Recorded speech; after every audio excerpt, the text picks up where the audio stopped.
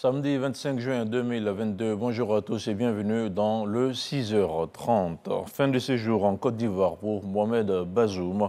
Le président nigérien a quitté Abidjan dans l'après-midi de vendredi. Il a été raccompagné à l'aéroport international Félix Houphouët-Boigny d'Abidjan par son homologue ivoirien, le chef de l'État, le président Alassane Ouattara. Mais avant de quitter la capitale économique ivoirienne, le président du Niger était dans la commune du Plateau. Mohamed Bazoum a reçu les clés de la ville et le parchemin de citoyen d'honneur du district autonome d'Abidjan.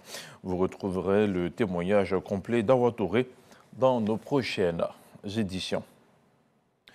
Quelques jours plus tôt, un dîner de bienvenue avait été offert au couple présidentiel du Niger. Un dîner pour célébrer l'excellence des relations entre deux pays, la Côte d'Ivoire et le Niger, mais surtout pour honorer la fraternité légendaire qui unit les deux peuples. Alexis Ouedraogo. Pour l'amitié et la fraternité entre Ivoiriens et Nigériens. Jeudi soir, à la salle des pas perdus du palais présidentiel, les chefs d'État Alassane Ouattara et Mohamed Bazoum célèbrent l'excellence des relations entre leurs deux pays. Le président nigérien et son épouse sont élevés dans l'ordre national. Je voudrais ici vous exprimer ma disponibilité à constituer avec vous un tandem pour la promotion des valeurs de la paix, de la sécurité et de la démocratie dans l'espace UEMOA, CEDEAO ainsi que dans les instances de l'Union africaine. Je voudrais vous exprimer mes sincères remerciements et vous assurer de ma profonde gratitude pour l'honneur que vous me faites, ainsi qu'à mon épouse.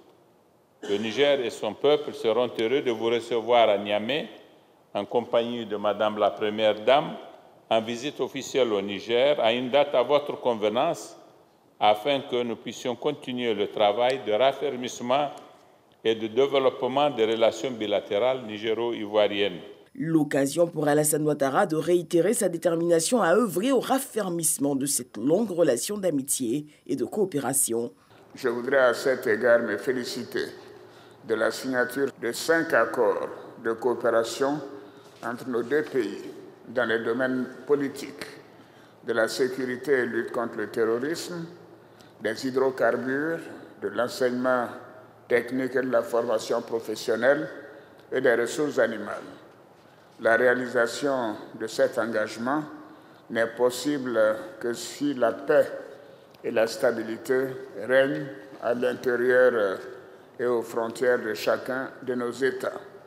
Je voudrais donc vous réitérer la compassion du gouvernement et du peuple ivoirien suite aux différentes attaques terroristes perpétrées sur le territoire nigérien et manifester notre solidarité au peuple et au gouvernement nigérien dans la lutte inlassable sous votre leadership contre le terrorisme et l'extrémisme violent qui sévissent dans notre sous-région. S'agissant particulièrement du terrorisme, il nous faut renforcer davantage notre coopération dans la lutte contre ce fléau et mutualiser nos efforts et nos moyens.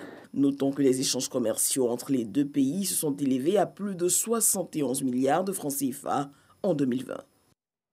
De son côté, la première dame du Niger a été reçue par la première dame de Côte d'Ivoire. Les échanges entre Dominique Ouattara et Hadiza Bazoum ont porté sur les activités de leurs fondations respectives. Des perspectives de partenariat ont été abordées. Jérôme Kofi Aboula.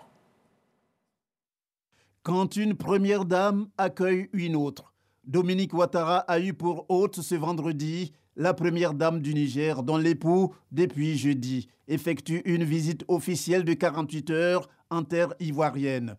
Les deux premières dames, après s'être retrouvées au cabinet de la présidente de Children of Africa, ont longuement échangé sur le partage des expériences en vue d'un partenariat sûr entre leurs fondations respectives. Je suis très ravie de cette rencontre qui nous a permis d'apprendre beaucoup de choses et je la félicite et je félicite aussi l'équipe de la Fondation pour le travail excellent qui a été bâti ici. Et vraiment, c'est un modèle pour nous. Nous lui avons expliqué ce que nous faisions. Nous avons beaucoup parlé de l'hôpital, mère-enfant, du FAFSI, de l'école d'excellence et de la façon dont nous travaillons. Donc voilà, ça s'est bien passé. Ouais. On a échangé nos expériences et je pense que c'était très utile, je crois. On a en Côte d'Ivoire la Fondation Children of Africa avec la première dame Dominique Ouattara et au Niger, la Fondation Nour avec la première dame Hadiza Bazoum. Les deux fondations ont plusieurs points en commun, notamment la promotion de l'égalité des sexes ainsi que l'autonomisation des femmes et des jeunes, sans compter l'amélioration de la santé et le bien-être des populations. On change de sujet pour parler maintenant d'infrastructure. Le poste à péage de Grand Bassam a été inauguré hier vendredi. Les usagers devront s'acquitter des tarifs appliqués par le FER, le Fonds d'entretien routier, en fonction de leur catégorie de véhicules. Des tarifs jugés exorbitants par les usagers.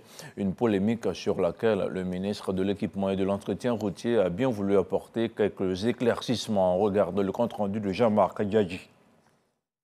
Ouvert à blanc depuis le 15 avril 2022, le poste à péage de Grand Bassam est officiellement mis en service. Le ministre de l'Équipement et de l'Entretien routier, Amédée Kofi Kwaku, coupe le ruban de la cérémonie et franchit de manière symbolique l'une des barrières de ce poste. D'un coût global de 23 milliards de francs CFA, financé par le Fonds d'entretien routier FER, le poste à péage de Grand Bassam enregistre 16 voies, dont 8 voies par sens. Avec un trafic d'environ 13 000 véhicules par jour, les revenus du péage serviront à l'entretien de cette infrastructure. Une aubaine pour l'État de Côte d'Ivoire. Le ministre a dit que c'est la partie ivoirienne d'une voie internationale qui part d'Abidjan jusqu'à Lagos. Et nous sommes au premier maillon de la partie ivoirienne qui est l'axe de Bassam. Nous sommes heureux et nous pouvons dire que du travail de qualité est en train de faire en matière de route. Et ça, il faut saluer le président de la République pour tout ce qui se fait.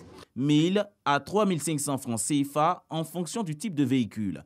Ce sont les tarifs communiqués par le FER à la date du mardi 21 juin 2022. Là-dessus, les usagers devront s'y conformer. Le ministre Amédée Kofi Kwaku met fin au débat et rassure les populations. L'ancienne route qui va à Bassam a été entièrement réhabilitée par le président. Le président, avec le ministre des Transports, a même mis des bus pour permettre donc à nos compatriotes qui habitent Bassam de regagner à Abidjan à moindre coût. C'est ça le social, c'est ça la vision du président Alassane Ouattara. Des travaux sont faits partout. Et aujourd'hui, il est heureux pour nous que nous soyons venus pour lancer officiellement l'ouverture de ce péage. En plus, il y a une voie alternative. Le péage de l'autoroute de Grand Bassam est le troisième du genre géré par le Fonds d'entretien routier après celui d'Atingué-Singrobo, autoroute du Nord, et celui de Thomassi-Mouapé menant à l'est du pays. La Caisse nationale d'assurance maladie continue de se rapprocher des populations. À Abidjan, une caravane de sensibilisation a marqué une halte dans la commune de Koumassi. Objectif, toucher le maximum de personnes et leur parler des avantages et de l'importance de la CMU, la couverture maladie universelle. C'est un reportage d'Evi Soyo. Il est commenté par Serge Coléa. La Caisse nationale d'assurance maladie continue de tisser sa toile. Après Bouna, Yopougon, Atekoubé et Williamsville, cap est mis sur la commune de Koumassi. La campagne de proximité s'intensifie pour faire comprendre l'importance de la couverture maladie universelle. L'idée, permettre aux populations modestes de bénéficier d'une prise en charge en soins de qualité et à moindre coût. Nos populations ne sont pas encore habituées à tout ce qui est couverture du risque maladie. C'est tout nouveau pour eux. Alors, il est important pour nous de partir vers ces populations-là, leur parler, leur expliquer ce que c'est que la couverture maladie universelle. Concernant les difficultés rencontrées par certains assurés dans les centres de santé, les responsables rassurent. D'abord, il faut aller dans un centre qui est conventionné, être titulaire d'une carte et être à jour de ses cotisations. Nous travaillons toujours de concert avec nos prestataires progressivement pour que tous les centres publics soient conventionnés. Nous travaillons aussi avec eux pour qu'ils puissent bien maîtriser les outils de la couverture maladie universelle et nous les accompagnons pour qu'ils puissent améliorer la prise en charge des assurés. Explications, diapos, projection de films et surtout des échanges avec les populations de la commune de Koumassi.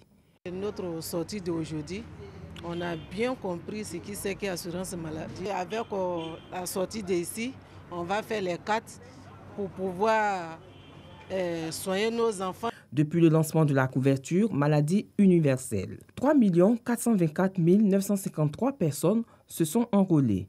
3 253 664 ont été produites et 2 420 955 cartes ont été distribuées.